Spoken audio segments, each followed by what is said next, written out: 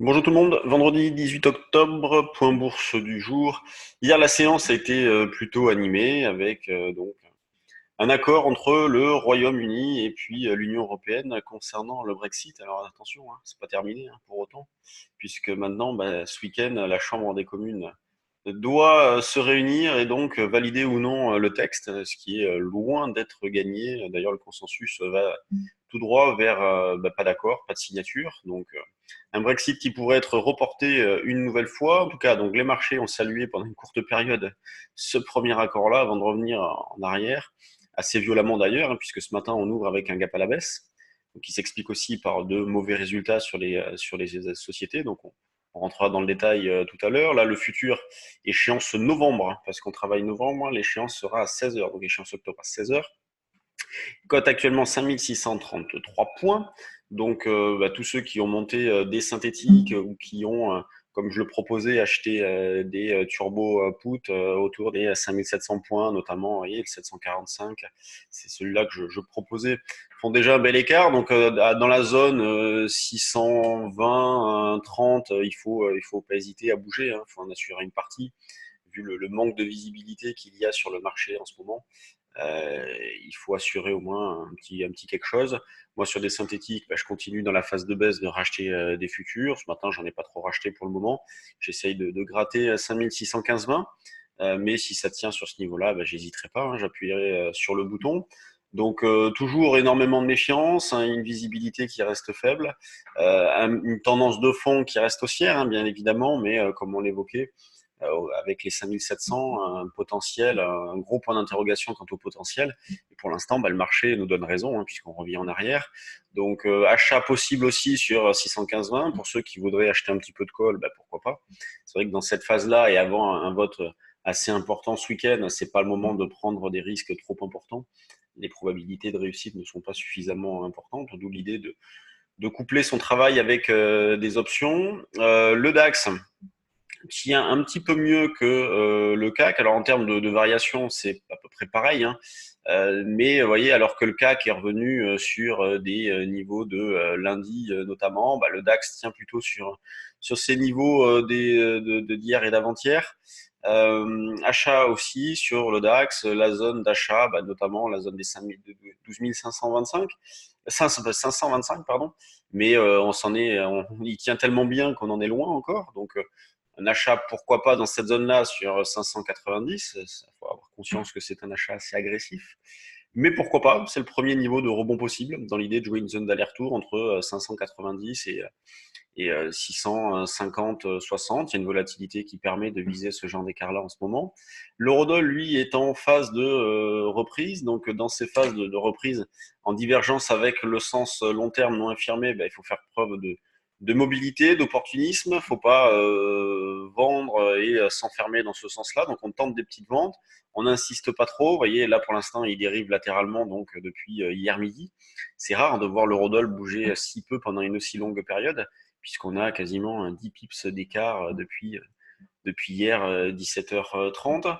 On continue de travailler vendeur en vendant dans la zone des 1,11 40 50 par exemple, dans l'idée d'aller chercher un retour sur les 1,11 05 10. Le niveau d'infirmation, on s'en est rapproché, ce qui fait que la perte potentielle est moins importante. C'est un 12,50, toujours le niveau que l'on travaille et que l'on surveille si jamais l'eurodoll continue sa reprise. Donc une reprise qui déboucherait sur un retournement de tendance. Pour l'instant, on n'en est pas là. Donc, je vous disais, de mauvais résultats sur les actions du CAC. Les sanctions sont immédiates, hein, avec notamment Renault qui a annoncé donc un profit warning. C'est pareil sur Danone. Et d'ailleurs, Renault est à moins 15, Danone à moins 6. Donc, ambiance un petit peu pesante. Alors, au niveau des pondérations, on a, alors Renault, ça pèse pas grand-chose hein, dans le CAC. Renault. Et là, oui, ça pèse 0,7%. Plus elle va baisser, moins elle va peser de toute façon.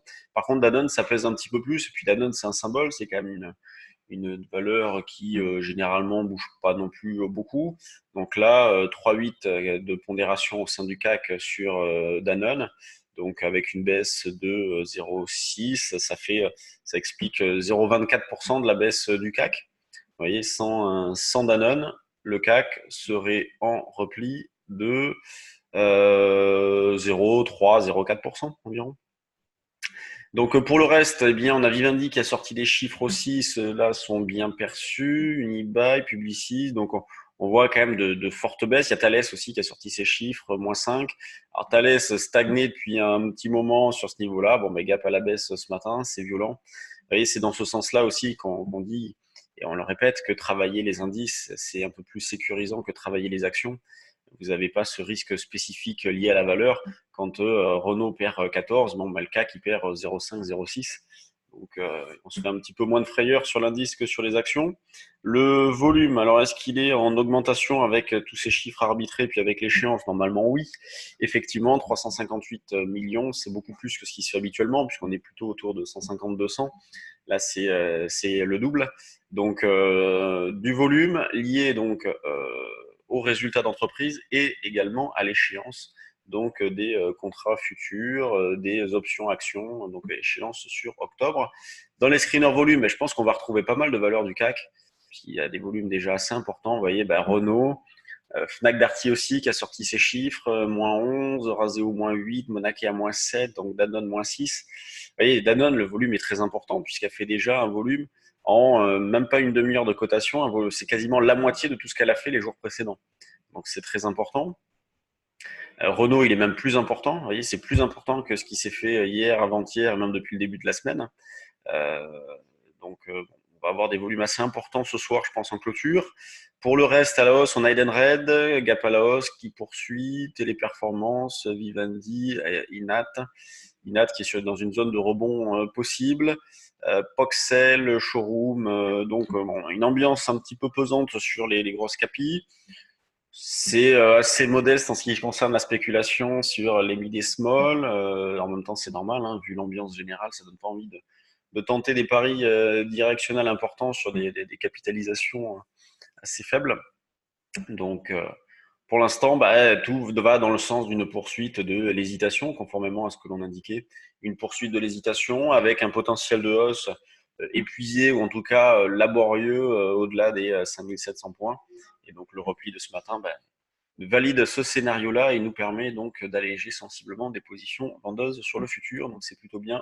Pensez aussi à bouger sur les turbo-puts.